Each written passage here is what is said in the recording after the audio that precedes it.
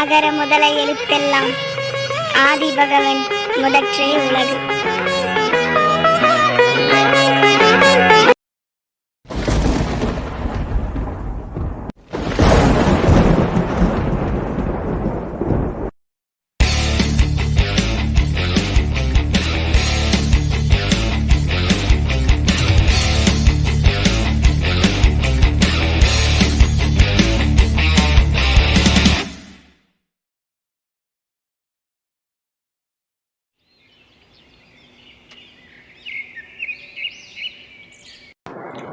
என்ன ஒரு அழகான விடியல், பறவைகளின் இனிமையான இசையோடு.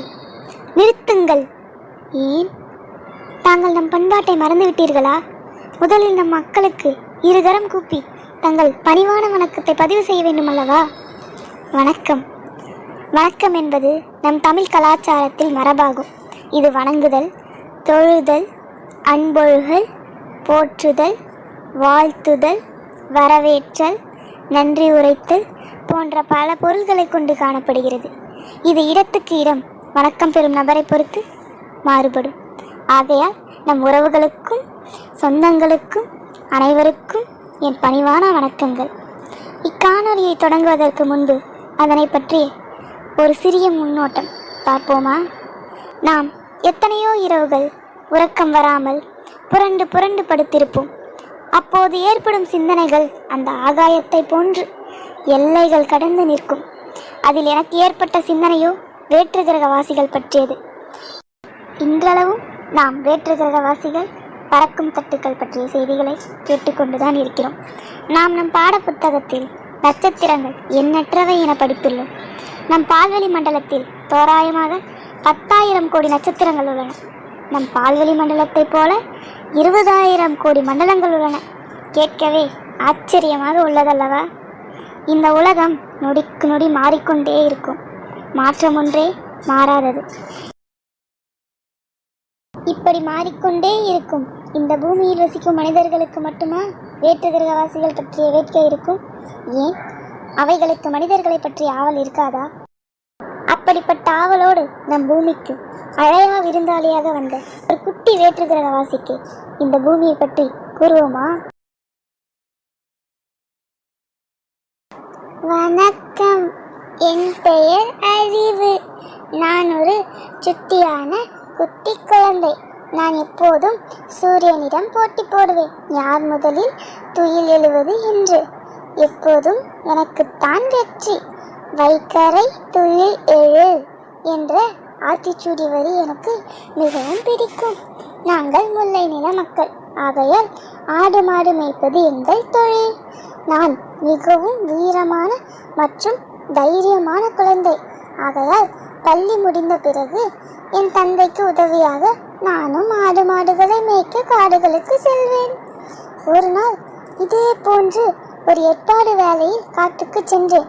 அப்போது ஆட்டுக்குட்டி ஒன்று துள்ளி குதித்து ஓட அதனை பின்தொடர்ந்த நானும் காட்டுக்குள் வழி தவறி எங்கோ சென்று விட்டேன். நானும் பல மணி நேரமாக அங்கும் இங்கும் அழைந்தேன். இருள் என்னை மெல்ல மெல்ல சூழ்ந்தது. ஆனால் நான் அஞ்சவில்லை. ஏனென்றால் நான் வேலு நாச்சியார் போன்ற வீர பெண்கள் பிறந்த மண்ணில் பிறந்த குழந்தை அல்லவா. நான் எப்படி அஞ்சுவேன்? இப்போது திடீரென வானிலை மாறியது. இடி, மின்னல், மழை கொட்டியது.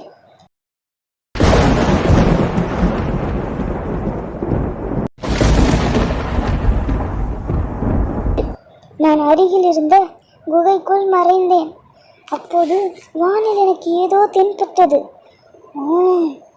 அது பறக்கும் தட்டு. நிறுத்துங்கள், நான் காண்பது கனவா அல்லது நினைவா? உங்களுக்கு தெரியுமா?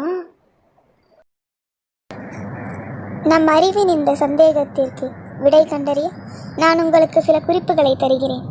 வரலாற்றில் சிலர் இவ்வகையான பறக்கும் தட்டுக்களை கண்டதாக பதிவு செய்துள்ளனர். கிபி 815 பிரான்ஸ் தலைநகர் லியோன் பாதிரியார் ஒருவர் வானத்தில் ஒரு வினோத காட்சியை கண்டதாக பதிவு செய்துள்ளார். அதாவது அவர் வான்வெளி கப்பலை கண்டதாக கூறியுள்ளார்.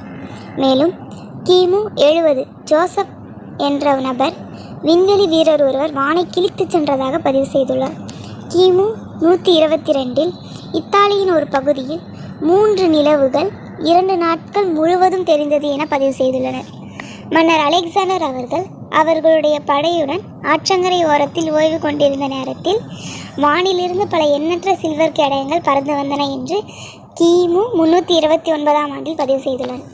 அது மட்டுமின்றி 1997 மார்ச் மாதம் இரவு 7:30 மணி முதல் 10:30 மணி வரை ஒரு பறக்கும் தட்டை ஆயிரக்கணக்கான மக்கள் கண்டுள்ளனர். மேலும் நம் இந்திய பறக்கும் தட்டு ஆராய்ச்சி கழகம் கூறுவதாவது, பறக்கும் தட்டுடைய வேகம் சுமார் ஒளியின் வேகத்திற்கு சமமாக இருக்கலாம்.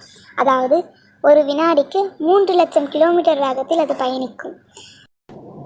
நம் அறிவுக்கு நீங்கள் உதவி செய்ய விரும்பினால் உங்கள் கருத்துக்களை இக்காணொலி கீழ்ப்பகுதியில் உள்ள கருத்து பெட்டகத்தில் பதிவிடுக. மேலும் நம் தெரியுமா வலையொலி தொலைக்காட்சியில் ஞாயிறு தோறும் ஒரு காணொளி பதிவேற்றப்படும். ஆகையால் நம்மோடு இணைந்து நம் குடும்பத்தில் ஒரு உறுப்பினராக மாறுங்கள். பிடித்திருந்தால் விருப்பத்திற்கான பொத்தானை அழுத்துங்கள் மற்றும் உங்கள் குடும்பத்தினர் மற்றும் நண்பர்களுக்கு நம் காணொளியை பகிருங்கள். நன்றி, வணக்கம்.